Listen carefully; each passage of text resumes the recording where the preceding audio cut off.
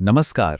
आज हम एक ऐसे प्राचीन ग्रंथ की गहराइयों में उतरने वाले हैं जो हमें अस्तित्व के सबसे बड़े, सबसे उलझे हुए सवालों के जवाब देता है। हम बात कर रहे हैं मार्कंडेय पुराण की। और यकीन मानिए, ये सिर्फ कहानियों का एक कलेक्शन नहीं है, ये तो ज्ञान का एक पूरा महासागर है।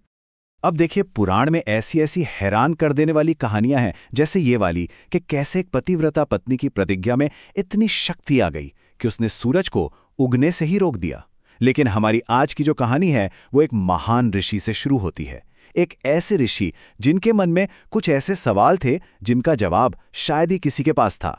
और ये ऋषि थे महर्षि जैमिनी। सोचिए, महाभारत का वो भयंकर युद्ध खत्म हो चुका था, सब कुछ शांत हो गया था, लेकिन वेदव्यास के सबसे काबिल शिष्यों में से एक जैमिनी, उनके मन में एक तूफान चल रहा था। चार ऐसे गहरे, ऐसे परेशान करने वाले सवाल थे जो उन्हें सोने नहीं दे रहे थे। तो चलिए सबसे पहले ये जानते हैं कि आखिर वो सवाल थे क्या। तो ये थे वो चार सवाल। क्यों निराकार भगवान विष्णु ने कृष्ण के रूप में इंसान का जन्म लिया?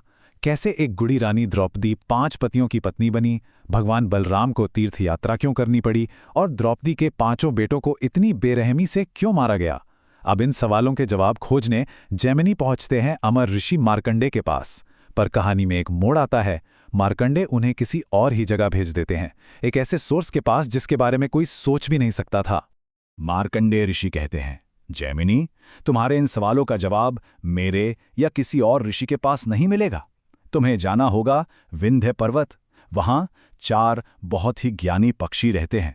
ऐसे पक्षी जो सिर्फ इंसानों की भाषा ही नहीं बोलते, बल्कि जिन्हें वेदों का पूरा ज्ञान है। सोचिए, एक ऋषि को ज्ञान के लिए पक्षियों के पास भेजा जा रहा है। और हां, ये कोई मामूली पक्षी नहीं थे, इनकी भी एक कहानी है।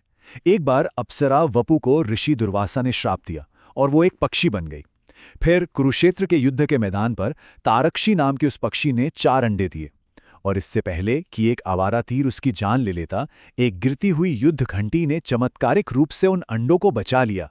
बाद में ऋषि शमिक को ये बच्चे मिले और उन्होंने उन्हें अपने आश्रम में पाला। और जल्द ही उन पक्षियों ने वेद मंत्रों का जाप करना शुरू कर दिया, जिससे पता चला कि वो पिछले जन्म में महान ऋषि थे। तो ये असल में पक्षी के रूप में ज्ञानी आत्माएं थी जो अब अपना ज्ञान देने के लिए तैयार थीं। तो अब जैमिनी उन ज्ञानी पक्षियों के पास पहुंच चुके हैं। लेकिन पक्षी क्या करते हैं? वो उनके सवालों का सीधा सीधा जवाब नहीं देते। नहीं, इसके बजाय वो एक कहानी सुनाना शुरू करते हैं। एक रानी की कहानी जिसका नाम था मदालसा। ये कहानी जीवन, माया यानी भ्रम और आत्मा की असली सच्चाई के बारे में है। और ये कहानी बहुत खास है क्योंकि रानी मदालसा ने जो किया वो कोई और शाहीमान नहीं करती। देखिए, आमतौर पर एक रानी अपने बच्चे को लोरी में क्या सुनाएगी कि वो एक शक्तिशाली राजा बनेगा, उसका साम्राज्य कितना बड़ा होगा, उसकी शान कितनी होगी, है ना? लेकिन मदालसा की लोरी बिल्कुल अलग थी। वो अपने बेटों को सिखाती थी कि ये शरीर, ये नाम, ये सब कुछ नहीं है। असली तुम तो एक शुद्ध चैतन्य आत्मा हो। ये दुनिया तो बस एक अस्थायी भ्रम है, एक माया। अब अंदाजा लगाइए, रोज रोज ऐसी लोरी सुनने का असर क्या हुआ होगा। तुम शुद्ध चेतना हो, तुम्हारा कोई नाम नहीं है, इस शरीर तो बस 5 तत्वों से बना एक अस्थायी बर्तन है। यही सुनते सुनते उनके पहले 3 बेटे बड़े हुए और उन्होंने राजपाट त्याग दिया। वो तपस्वी बन गए। अब ये देखकर उनके पति यानी राजा जाहिर है बहुत ज्यादा परेशान हो गए। तो जब उनका चौथा बेटा अलर्क पैदा हुआ तो राजा ने मदालसा से हाथ जोड़कर विनती की कि प्लीज इसे एक राजा की तरह पालो, इसे तपस्वी मत बनाओ। मदालसा मान तो गईं, लेकिन उन्होंने अलर्क को जो शिक्षा दी थी उसकी परीक्षा अभी बाकी थी। और वो परीक्षा बहुत ही नाटकीय, बहुत ही कठिन होने वाली थी। तो हुआ ये कि अलर्क के ही बड़े भाई सुबाहु ने एक विशाल सेना के साथ उस पर हमला कर दिया। उसका सब कुछ छीन लिया, राज्य, धन, सम्मान, सब कुछ। बेचारा अलर्क अकेला और हारा हुआ जंगल में भटकने लगा। वो अपने सांसारिक नुकसान के दुख में पूरी तरह डूबा हुआ था। फिर भटकते भटकते वो पहुंचता है महान ऋषि भगवान दत्तात्रेय के आश्रम में। और वहां दत्तात्रेय उसे उसके दर्द की असली वजह बताते हैं। वो कहते हैं कि तुम्हारा दुख राज्य खोने से नहीं, बल्कि उस राज्य से जुड़ाव, उस लगाव से है। यही है अज्ञान, वो भ्रम जो हमें क्षणिक चीजों को शाश्वत समझने पर मजबूर करता है, जो हमें शरीर को आत्मा और सांसारिक संपत्ति को ही असली मूल्य मानने पर मजबूर करता है। और जैसे ही अलर को ये बात समझ आई, उसके भाई ने एक ऐसा राज खोला जिसने सब कुछ बदल दिया।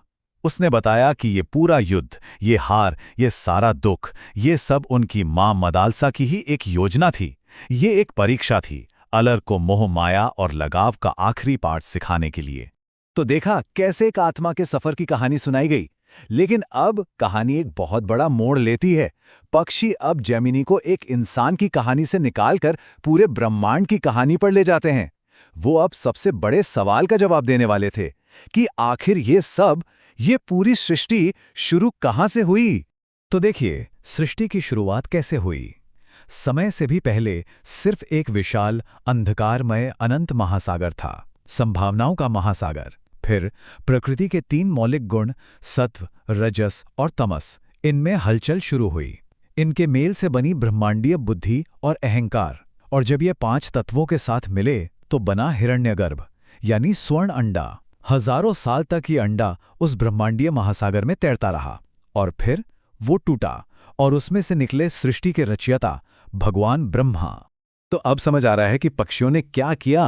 उन्होंने जेमिनी के उन 4 सवालों का सीधा जवाब देने के बजाय पहले उसे इस बड़े कॉस्मिक फ्रेमवर्क के बारे में बताया। उन्होंने दिखाया कि कैसे एक छोटी सी कहानी से लेकर पूरे ब्रह्मांड की रचना तक सब कुछ एक दूसरे से जुड़ा हुआ है। और यही है जेमिनी के सवालों का असली जवाब। हर व्यक्तिगत दुविधा का हल धर्म और कर्म के इस सार्वभौमिक चक्र में अपनी जगह को समझने में ही छिपा है। द्रौपदी का भाग्य हो, उसके बेटों की मृत्यु हो या फिर देवताओं की कार्य, ये सब एक बहुत बड़े दिव्य नाटक का हिस्सा हैं और इस नाटक के नियम सृष्टि की शुरुआत के साथ ही लिख दिए गए थे।